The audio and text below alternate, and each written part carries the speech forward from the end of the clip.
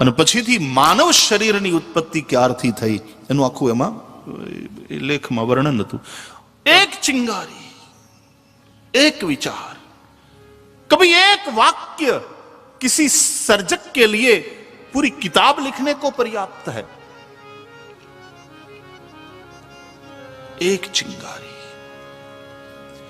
तो ये પછી જેમ પેલું એકદમ હાઈલી ઇન્ફ્લેમેબલ હોય ને તો એ ચિંગારીને પકડી લે એમ તમારી જડતા નહીં ચાલે. તમારે એવું થવું પડશે કે તમે એ ચિંગારીને તણખાને ઝીલી શકો. નહીં તો મોટે ભાગે તણખા બુઝાઈ જતા હોય છે.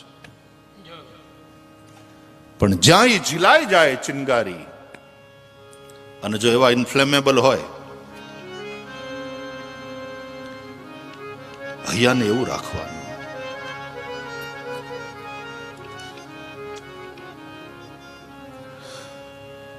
મધ્ય અમેરિકાના જંગલમાં એક જણાએ સાવ કોઈ હથિયાર વગર ને બીજા કોઈ વગર એને ત્યાં રહેવાનો, જીવવાનો ને એને આખો એની ડોક્યુમેન્ટરી બની.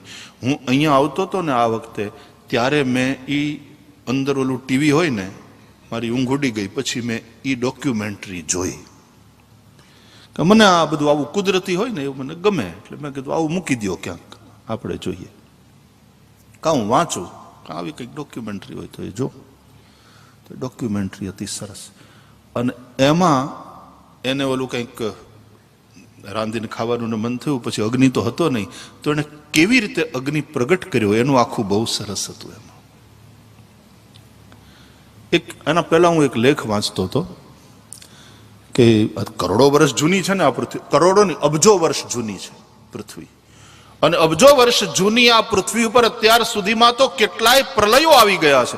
અને પ્રલયોનું વર્ણન ભાગવતમાં તો છે. 4 પ્રકારના પ્રલય, એનું વર્ણન ભાગવતમાં છે.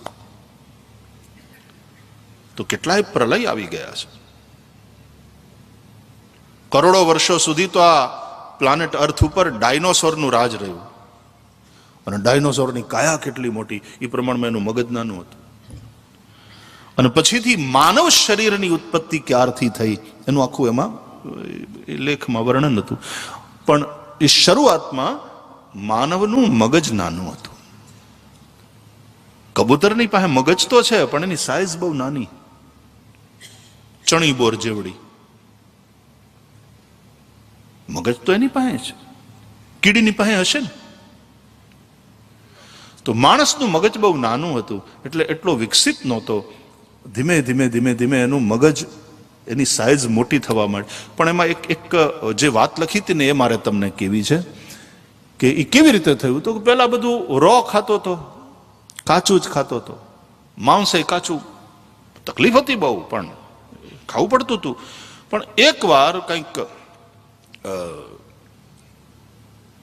વરસાદ ને વાદળા ને એમાં એ જે ઝૂંપડું હતું એનું ઘાસ સુકાઈ ગયેલું, અને ત્યાં વીજળી પડી, ચિંગારી, અને ઝૂંપડું હળગ્યું. કાવડા તો ભાગી ગયા બહાર ને બચી ગયા, પણ ઝૂંપડું હળગ્યું. પણ હળગ્યું પછી ઓલા માંસ પ્રાણીના મારેલા ને, એટલે ત્યાં જે લટકાવ્યા હતા ઘરમાં એ ઝૂંપડામાં, એ ઝૂંપડું હળગ્યું એટલે ઓલું હેકાઈ ગયું, ટૂંકામાં રંધાઈ ગયું. હવે આ પાછા કઈ ક્યારે પાછા શિકાર કરવા જાય ને ક્યારે ઓલું જડે, એટલે આ જે કઈ હતું એને તેણે ખાધું. એ ખાધા પછી એને સારું લાગ્યું, ઓલા કરતા એને ભાવ્યું. અને પછી ધીમે ધીમે રાંધેલું ખાતો થયો.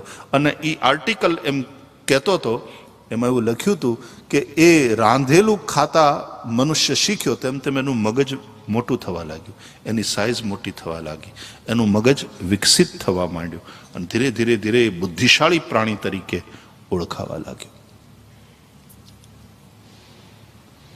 એક ચિનગારી હું કરી દઈશ, તમે જુઓ. આ જે સાહિત્યકારો હોય, આ જે ચિંતકો હોય, એને આમ એક જ ચિનગારી હળગાવ્યો પછી જે ચાલે ચિંતનનો પ્રવાહ, એક વિચારમાંથી, એક સૂત્રમાંથી, એક શબ્દમાંથી નહીં, ઘણીવાર તો એક શબ્દમાં આખું પુસ્તક લખાઈ જાય. એક ચિનગારી એવી મળી જાય. હાજી, કોની? હરિહર ભટ્ટનું છે. અચ્છા, એવું છે. એમ એમ કરેક્શન કરતા રહેજો. મારી મદદમાં કેટલા બધા છે. બહુ સરસ. બહુ ભટ્ટજી. અચ્છા. એક જ દે ચિનગારી મહાનલ, એક જ દે ચિનગારી. આ આપણા તુષારભાઈ છે ને, એ હિન્દી સિનેમાના ગાયનનો એન્સાઇક્લોપીડિયા છે, અને કેટલાય મોઢે છે. બોલો, એ તમને ગીતાના અધ્યાય તમને કદાચ બધાનો આવડતો હોય તો ન આવડતો, એને કેટલાય હમણાં કહું ને ફલાણું ગીત, તો ત્યાંથી બેઠા બેઠા લખીને બનાવી મોકલાવે. હા, એવું છે. ઘણું બધું યાદ છે. એનું મગજ મોટું થયું, એની વિચાર શક્તિ પણ વધી. તો એક ચિંગારી पर्याप्त है पूरे जंगल को राख करने के लिए. अमृत के समंदर की एक बूंद काफी है तुम्हें अमर बनाने के लिए. એક ખાલી આચમન લીધું હોય અમૃતનું, એ ઓછો અમર થાય, ને આખો દરિયો પી ગયો હોય અમૃતનો, એ વધારે અમર થાય, એવું નથી. તો આ તો આખો અર્ણવ છે, આ સુધા સિંધુ છે, ચાહે ભાગવત હોય ચાહે રામાયણ હોય. અને સંપૂર્ણ સુધા સિંધુને પીવાનું ઘણીવાર મન થાય, ઈચ્છા તો હોય, પણ અગસ્ત્ય જેવું સામર્થ્ય ક્યાંથી લાવવું? અગસ્ત્ય પી શકે સમુદ્રને. આપણી પાસે ઈચ્છા ભલે હોય, પણ આપણી પાસે સામર્થ્ય નથી. આટલા વર્ષોથી ભાગવતની કથા કરીએ છીએ, આખે આખું ભાગવત એક એક શ્લોકોનો સ્વાધ્યાય થયો હશે ને બધું સમજાયું હશે એમાંથી, એવો દાવો હજી સુધી થઈ શકે એમ નથી. અને આટલા વર્ષોની કથા યાત્રા પછી અત્યારે તો હકીકતમાં એવું લાગે છે કે હજી ભાગવતમાં પ્રવેશ જ નથી થયો. હજી તો આમ પહેલે પગથિયે આપણે મંદિરે જઈએ ને પગથિયે કેમ આમ પગે લાગીએ, પહેલા ભગવાનના દર્શન તો પછી પગથિયે પગે લાગીએ, એમ લાગે છે કે હજી તો ભાગવતના મંદિરને પગથિયે પ્રણામ થઈ રહ્યા છે. કોણ આને સંપૂર્ણ સમજી શકે? ગીતા આટલી નાનકડી એવી છે, 700 શ્લોકોની સપ્તશતી, પણ કોણ એવો દાવો કરી શકે કે મેં ગીતા સંપૂર્ણ સમજી લીધી? પંડિતોની જાત ઉકલી ગઈ આખી. કોઈ દાવો કરી શકે એમ નથી કે હું ગીતાને બરાબર હવે સમજી લીધી છે, મેં, હું બરાબર જાણું છું. પણ આખો દરિયો પીવાનું અનિવાર્ય પણ નથી. આ તો સતપંચ ચૌપાઈ મનોહર જાની જો નર ઉર્ધરે. જીલાઈ જાય એકાદ વાક્ય, જીલાઈ જાય એકાદ સૂત્ર, અને પછી જો જીવાઈ જાય બેડો પાર. તો ઓલે પણ તો ખેલાડી આઉટ થઈ જાય, પણ અહીંયા વક્તા જે જીલાઈ ગયો પાસ થઈ જાય, ધન્ય થઈ જાય. અને જો જીવાઈ ગયું જીલાયા પછી તો શ્રોતા ધન્ય થઈ જાય. આવી આ ભાગવતી કથા ભગવાન વેદવ્યાસજી એનું પ્રણયન કર્યું. બહુ તપ્યા વ્યાસજી. અને તપ્યા પછી જે એની પરિપક્વ અવસ્થામાં જે કંઈ પ્રાપ્ત થયું એ છે, એનો પ્રસાદ છે. આ અપશ્યત પુરુષમ પૂર્વમ.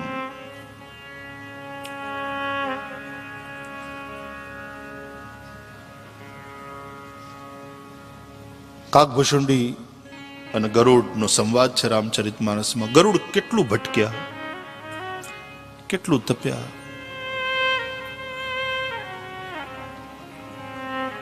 તપો, તપવું, તપ છે. આમે સહન તો કરવાનું જ છે. મને એમ લાગે છે સહન તો કરવા, સંસારમાં આવે અને બધાએ સહન તો કરવાનું જ, એના વિના છૂટકો નથી. પણ એ સહન કરતા એ જો સમજદારી પૂર્વક અને સ્વીકારીને કરો તો એ સહન કરવું, એ તપવું, એ તપ છે. તપ છે. આમે સહન કરવાનું છે.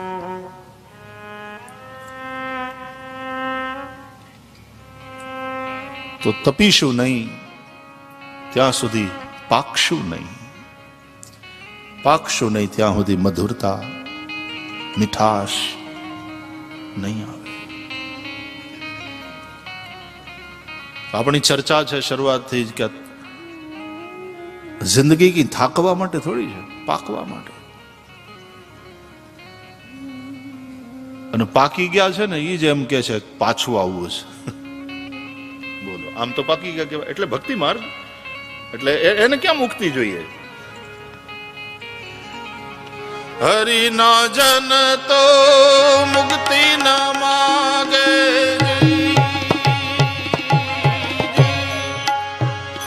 માગે જન્મ જન્મ અવતાર રે. હરિના જન તો મુક્તિ ન માગે,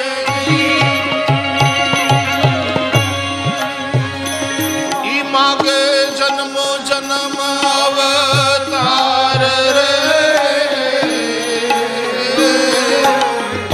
નિત સેવા નિત કીર્તન ઓછવ, નિત સેવા નિત કીર્તન ઓછવ. નિરખવાનંદ કુમાર રે. ભૂતલ ભક્તિ પદાર્થ મોટો, ભૂતલ ભક્તિ પદાર્થ મોટો. બ્રહ્મલોકમાં નહીં રે.